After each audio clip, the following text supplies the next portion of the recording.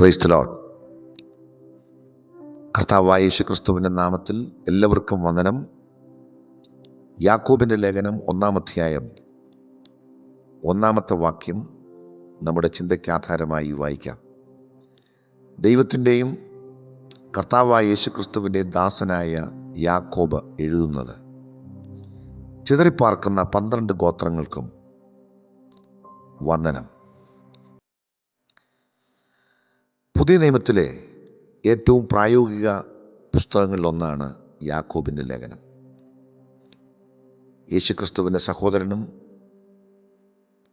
അപ്പോൾ തന്നെ ആദ്യകാല യെരുശലേം സഭയുടെ നേതാവുമായിരുന്നു യാക്കോബ്. യാക്കോബാണ് ഈ ലേഖനം എഴുതിയത്. നമ്മുടെ വിശ്വാസം പ്രവൃത്തിയിലൂടെ കാണിക്കണം. പ്രവൃത്തിയിലൂടെയുള്ള വിശ്വാസം, അതാണ് യാക്കോബിൻ്റെ പ്രധാനപ്പെട്ട ചിന്ത. അപ്പോസ്തലനായ പൗലോസാകട്ടെ വിശ്വാസത്താലുള്ള നീതീകരണത്തിന് ഊന്നൽ കൊടുത്ത് തൻ്റെ ലേഖനങ്ങൾ എഴുതുമ്പോൾ യാക്കോബ് പറയുന്നത് യഥാർത്ഥ വിശ്വാസം സൽപ്രവൃത്തികൾ ഉളവാക്കുമെന്നാണ്. AD 45-നും 50-നും ഇടയിൽ എഴുതപ്പെട്ട പുതിയ നിയമത്തിലെ ആദ്യകാല രചനകളിലൊന്നാണ് യാക്കോബിൻ്റെ ലേഖനം. ചിതറിപ്പാർക്കുന്ന 12 ഗോത്രങ്ങൾ ഇസ്രായേലിയ ഗോത്രങ്ങളെ, അല്ലെങ്കിൽ ഇസ്രായേൽ ഗോത്രങ്ങളിൽ നിന്ന് കർത്താവിനെ അറിഞ്ഞ ക്രിസ്തീയ വിശ്വാസികളെ അഭിസംബോധന ചെയ്തുകൊണ്ടാണ് യാക്കോബ് തൻ്റെ ലേഖനം എഴുതിയിരിക്കുന്നത്. ജീവിതത്തിൽ കഷ്ടങ്ങളും പ്രയാസങ്ങളുടെയും നടുവിൽ, പരീക്ഷണങ്ങളുടെ നടുവിൽ, പ്രലോഭനങ്ങളുടെ നടുവിൽ ഉറച്ചു നിന്ന് അതിനെ നേരിടുവാനും, അപ്പോൾ തന്നെ വിശ്വാസികൾ തങ്ങളെ തന്നെ നിയന്ത്രിക്കണമെന്നും തങ്ങളുടെ സംസാരം വളരെയധികം നിയന്ത്രിക്കണമെന്നും, ദരിദ്രരോട് സാധുക്കളോട് കരുണ കാണിക്കണമെന്നും, അങ്ങനെ യഥാർത്ഥ ഭക്തി എന്ന് പറയുന്നത് വെറും വാക്കിലല്ല, തങ്ങളുടെ ജീവിതത്തിലൂടെ വെളിപ്പെടുത്തണമെന്നും യാക്കോബ് പറയുകയാണ്. മാത്രമല്ല, ദൈവത്തിൻ്റെ വചനം കേൾക്കുക എന്ന ചിന്തയ്ക്കപ്പുറമായി, വെറും കേൾവിക്കാർ എന്നതിനപ്പുറം വചനമനുസരിക്കുന്നവരായി മാറണം എന്നും യാക്കോബ് നമ്മെ പഠിപ്പിക്കുന്നു. സ്നേഹത്തിലൂടെയും അനുസരണത്തിലൂടെയും ജീവിക്കുന്ന വിശ്വാസമാണ് യഥാർത്ഥ വിശ്വാസമെന്ന് പഠിപ്പിക്കുന്ന അനുഗ്രഹിക്കപ്പെട്ട ഒരു ലേഖനമാണ് യാക്കോബിൻ്റെ ലേഖനം. ഈ ലേഖനത്തിൻ്റെ 1-ാമത്തെ വാക്യമാണ്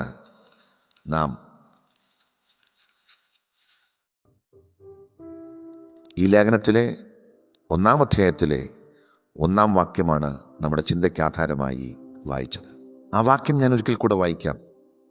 ദൈവത്തിൻ്റെയും കർത്താവായ യേശുക്രിസ്തുവിൻ്റെയും ദാസനായ യാക്കോബ് എഴുതുന്നത്, ചിതറിപ്പാർക്കുന്ന 12 ഗോത്രങ്ങൾക്കും വന്ദനം.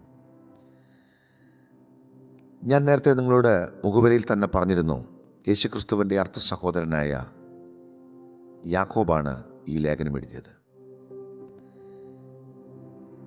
യേശുക്രിസ്തുവിൻ്റെ ഈ ഭൂമിയിലെ ജീവിതകാലത്ത് യാക്കോബ് ഒരിക്കലും യേശുക്രിസ്തുവിനെ അംഗീകരിച്ചിരുന്നില്ല, അവിടുത്തെ കർത്താവായി സ്വീകരിച്ചിരുന്നില്ല. പക്ഷേ അവിടുത്തെ ഉയർത്തെഴുന്നേൽപ്പിന് ശേഷം, താൻ മരിച്ചു, നമ്മുടെ കർത്താവിൻ്റെ മരണത്തിനും ഉയർത്തെഴുന്നേൽപ്പിനും ശേഷം യാക്കോബ് കർത്താവിനെ തിരിച്ചറിയുകയും യേശുക്രിസ്തുവിന് തൻ്റെ ഹൃദയം കൊടുക്കുകയും ചെയ്തു. യാക്കോബ് വളരെ പെട്ടെന്ന് തന്നെ കർത്താവിൻ്റെ ഏറ്റവും പ്രിയപ്പെട്ട ഒരു ദാസനായി മാറുകയും കർത്താവിൻ്റെ മഹത്വമുള്ള വേലയിൽ, ആദ്യകാല സഭയുടെ ശുശ്രൂഷയിൽ കരുത്തുള്ള ഒരു നേതാവായി വളർന്നു വരികയും ചെയ്തു. അപ്പോസ്തലനായ പൗലോസ് തൻ്റെ മാനസാന്തരശേഷം യെരുശലേമിലേക്ക് പോയി യേശുവിൻ്റെ ശിഷ്യന്മാരുമായി മുഖപരിചയമാകേണ്ടതിന്, പ്രത്യേകിച്ച് പത്രോസുമായി പരിചയമാകേണ്ടതിന് യെരുശലേമിലേക്ക് പോയ കാര്യം ഗലാത്യ ലേഖനം 1-ാം അധ്യായത്തിൻ്റെ 18-19 വാക്യങ്ങളിൽ നമ്മൾ വായിക്കുന്നു. കേഫാവുമായിട്ട് മുഖപരിചയമാകേണ്ടതിന് അവിടെ പോയ കാര്യം പറയുന്നു. പക്ഷേ അവിടെ പൗലോസ് പറയുന്നൊരു കാര്യമുണ്ട്, ഞാൻ അവിടെ യേശുക്രിസ്തുവിൻ്റെ സഹോദരനായ യാക്കോബിനെ അല്ലാതെ വേറെ ആരെയും കണ്ടില്ല. യാക്കോബ് യെരുശലേം സഭയുടെ ഒരു വലിയ നേതാവായിട്ട് മാറി.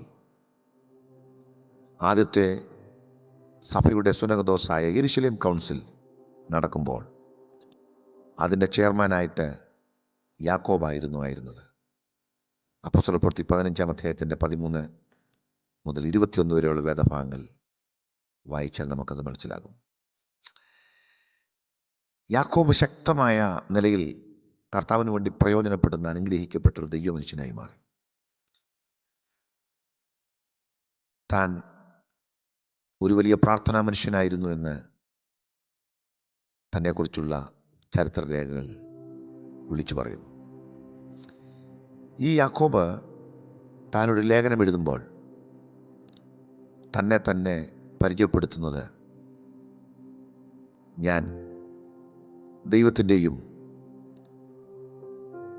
കർത്താവായ യേശുക്രിസ്തുവിൻ്റെയും ദാസനാകുന്നു എന്നാണ്. ഇന്ന് എന്നെ ശ്രദ്ധിക്കുന്ന പ്രിയപ്പെട്ടവരെ, അപ്പോസ്തലനായ പൗലോസൊക്കെ തന്നെ യേശുക്രിസ്തുവിൻ്റെ ദാസനെന്ന് പറഞ്ഞിട്ടുണ്ട്. ലേഖനകർത്താക്കൾ, യേശുവിൻ്റെ ശിഷ്യന്മാരൊക്കെ പറഞ്ഞിട്ടുണ്ട്. പക്ഷേ യാക്കോബ് അങ്ങനെ പറയുമ്പോൾ അതിന് കുറച്ചുകൂടി അർത്ഥവ്യാപ്തി, അല്ലെങ്കിൽ കുറച്ചുകൂടെ മനോഹരമായ ഒരു സമർപ്പണത്തിൻ്റെ അടയാളം നമുക്കവിടെ ലഭിക്കും. മറ്റുള്ള എല്ലാവരെക്കാളും ഉപരി യേശുക്രിസ്തുവിൻ്റെ സഹോദരൻ എന്ന നിലയിൽ ആ തൻ്റെ ബന്ധം എടുത്തു പറയാനുള്ള അവകാശവും അതിനുള്ള എല്ലാ സാഹചര്യവും ഉണ്ടായിട്ടും തന്നെ താഴ്ത്തി താഴ്മയോടെ താനൊരു ദാസനാണ്, യേശുക്രിസ്തുവിൻ്റെ ഒരു അടിമയാണെന്ന് യാക്കോബ് പറയുകയാണ്. ഇന്ന് ദൈവത്തിൻ്റെ വചനം കേൾക്കുന്ന പ്രിയപ്പെട്ടവരെ, കർത്താവിന് മുമ്പാകെ അങ്ങനെ താഴ്ത്തുവാൻ, അവിടുത്തെ ഒരു ദാസനായി മാറുവാൻ, ഒരു ദാസിയായി മാറുവാൻ നമുക്ക് കഴിയുമോ? അവിടെ ദാസൻ എന്നതിന് ഉപയോഗിച്ചിരിക്കുന്ന ഗ്രീക്ക് പദം ഡൂലോസ്, അതായത് മറ്റൊരാളുടെ ഉടമസ്ഥതയിലുള്ള അടിമ. യാക്കോബ് അത് പറയുന്നതിലൂടെ വിളിച്ചു പറയുന്നത്, ഞാൻ ഇനി എൻ്റെ വകയല്ല, എൻ്റെ ഇഷ്ടത്തിനും എൻ്റെ താല്പര്യങ്ങൾക്കും പ്രസക്തിയില്ല, ഞാൻ പൂർണ്ണമായി യേശുക്രിസ്തുവിൻ്റെ ഇഷ്ടത്തിനും ഹിതത്തിനും കീഴടങ്ങിയിരിക്കുന്ന ഒരടിമയാണ്, ഒരു ദാസനാണ് എന്നാണ് പറയുന്നത്. പുറപ്പാട് പുസ്തകം 21-ാം അധ്യായത്തിൻ്റെ 5 മുതൽ ഉള്ള വാക്യങ്ങൾ നമ്മൾ പരിശോധിച്ചാൽ അവിടെ കാത് തുളയ്ക്കപ്പെട്ട ദാസൻ്റെ ചിത്രം നമുക്ക് കാണാം. യജമാനനെ സേവിച്ചിട്ട് യോബേൽ സംവത്സരത്തിൽ തനിക്ക് സ്വതന്ത്രനായി പോകാൻ കഴിയുമെങ്കിലും പോകാൻ മനസ്സില്ലാതെ യജമാനനെ ജീവിതകാലം മുഴുവൻ സേവിച്ചു കൊള്ളാമെന്ന് തീരുമാനിച്ച് സമർപ്പിക്കുന്ന അടിമ. ആ അടിമയുടെ കാത് തുളയ്ക്കുകയും കാത് തുളയ്ക്കപ്പെട്ട ദാസനായിട്ട് അവൻ അറിയപ്പെടുകയും ചെയ്യും. പിന്നീട് ഒരിക്കലും ആ അടിമയ്ക്ക് സ്വതന്ത്രനായി പോകാൻ കഴിയില്ല. ഇതുപോലെ യാക്കോബ് പറയുകയാണ്, യേശുക്രിസ്തുവിൻ്റെ ഒരു ദാസനാണ് ഞാൻ. അവിടുത്തെ ഇഷ്ടം, അവിടുത്തെ താല്പര്യം മാത്രമാണ് എൻ്റെ ലക്ഷ്യം. ഇന്ന് വചനം കേൾക്കുന്ന പ്രിയപ്പെട്ടവരെ, നാം വെറും വിശ്വാസികളായി ജീവിക്കുന്നവരാണോ? അതോ കർത്താവിൻ്റെ ഇഷ്ടത്തിന് പൂർണ്ണമായി കീഴടങ്ങുന്ന, അവിടുത്തെ ഹിതത്തിന് കീഴടങ്ങുന്ന ഒരു ദാസനായി, ഒരു ദാസിയായി നമുക്ക് മാറാൻ കഴിയുമോ?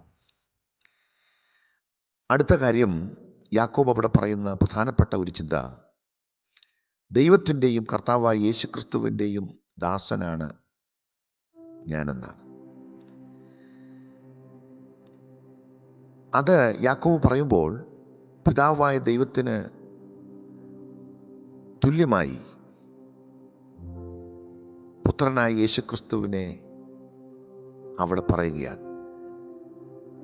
അവർ രണ്ടുപേരും തുല്യരാണ്. യേശുക്രിസ്തുവിൻ്റെ ദൈവത്വത്തെ എടുത്തു കാണിക്കുന്ന ഒരു പ്രയോഗമാണ് യാക്കോബ് അവിടെ നടത്തുന്നത്. നോക്കണേ, തൻ്റെ സഹോദരനായ, തൻ്റെ അമ്മയുടെ വയറ്റിൽ ജനിച്ച തൻ്റെ മൂത്ത സഹോദരൻ താൻ കേവലം ഒരു മനുഷ്യനല്ല, അതിനപ്പുറം സർവശക്തനായ ദൈവമാണ് എന്ന വെളിപ്പാട് യാക്കോബിൻ്റെ ഹൃദയത്തിൽ എത്ര ആഴമായി പതിഞ്ഞു എന്നതാണ് നാം അവിടെ നിന്ന് മനസ്സിലാക്കുന്നത്.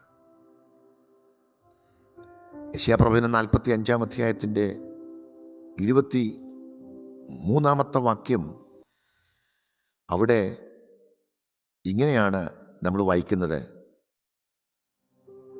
അതിൻ്റെ 22 മുതലുള്ള വാക്യങ്ങൾ, സകല ഭൂവാസികളുമായുള്ളവരെ എങ്കിലേക്ക് തിരിഞ്ഞ് രക്ഷപ്പെടുകയും ഞാനല്ലാതെ വേറൊരു ദൈവവുമില്ലല്ലോ. 23-ാം വാക്യം, എന്നാണ് എൻ്റെ മുമ്പിൽ ഏത് മുഴങ്കാലും മടങ്ങും, ഏത് നാവും സത്യം ചെയ്യും എന്നിങ്ങനെ എൻ്റെ വായിൽ നിന്ന് നീതിയും മടങ്ങാത്ത ഒരു വചനവും പുറപ്പെട്ടിരിക്കുന്നു. യഹോവയായ ദൈവത്തിൻ്റെ വാക്കുകളാണ്.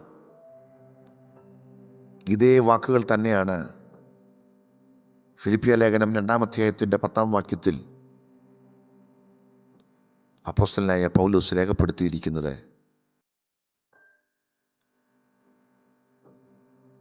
അങ്ങനെ യേശുവിൻ്റെ നാമത്തിങ്കൽ സ്വർലോകരുടെയും ഭൂലോകരുടെയും അധോലോകരുടെയും മുഴങ്കാലൊക്കെയും മടങ്ങുകയും, 11-ാം വാക്യം, എല്ലാ നാവും യേശുക്രിസ്തു കർത്താവെന്ന് പിതാവായ ദൈവത്തിൻ്റെ മഹത്വത്തിനായി ഏറ്റുപറയുകയും ചെയ്യേണ്ടി വരും. പുതിയ നിയമത്തിൻ്റെ അടിസ്ഥാന പ്രഖ്യാപനമാണ് യേശുക്രിസ്തുവിൻ്റെ ദൈവത്വം എന്നുള്ളത്. യാക്കോബ് എത്ര മനോഹരമായി ആ സത്യം മനസ്സിലാക്കി ആ വെളിപ്പാട് ലോകത്തിന് മുമ്പിൽ വിളിച്ചു പറയുകയാണ്. അവിടെ പറയുന്നു, ദൈവത്തിൻ്റെയും കർത്താവായ യേശുക്രിസ്തുവിൻ്റെയും ദാസനായ യാക്കോബ്. കർത്താവ്, കുഴിയോസ് എന്ന പദം, അത് വിളിച്ചു പറയുന്നത് യേശുക്രിസ്തു എൻ്റെ മാസ്റ്ററാണെന്നാണ്, എൻ്റെ യജമാനനാണെന്നാണ്. നമ്മുടെ കർത്താവ് നമ്മുടെ രക്ഷിതാവ് മാത്രമല്ല, അവിടുന്ന് നമ്മുടെ യജമാനൻ കൂടെയാണ്. ഇന്ന് വചനം കേൾക്കുന്ന പ്രിയപ്പെട്ടവരെ, യാക്കോബ് ഈ സത്യം വിളിച്ചു പറയുകയാണ്, ഞാൻ എൻ്റെ കർത്താവിൻ്റെ ദാസൻ. ഇതേ പദം തന്നെ മറിയ ദൈവസന്നിധിയിൽ പറയുന്നുണ്ട്, ഞാൻ കർത്താവിൻ്റെ ദാസി. അല്ലേ? ഇന്ന് ദൈവത്തിൻ്റെ വചനം കേൾക്കുന്ന പ്രിയപ്പെട്ടവരെ, നമ്മുടെ കർത്താവിൻ്റെ അധികാരത്തിന് മുമ്പിൽ, അവിടുത്തെ ശക്തിക്ക് മുമ്പിൽ, അവിടുത്തെ മഹത്വത്തിന് മുമ്പിൽ വിധേയത്തോടെ, സമർപ്പണത്തോടെ ഇന്ന് രാവിലെ സമർപ്പിക്കാൻ കഴിഞ്ഞാൽ നമ്മുടെ ജീവിതം ധന്യമാകും.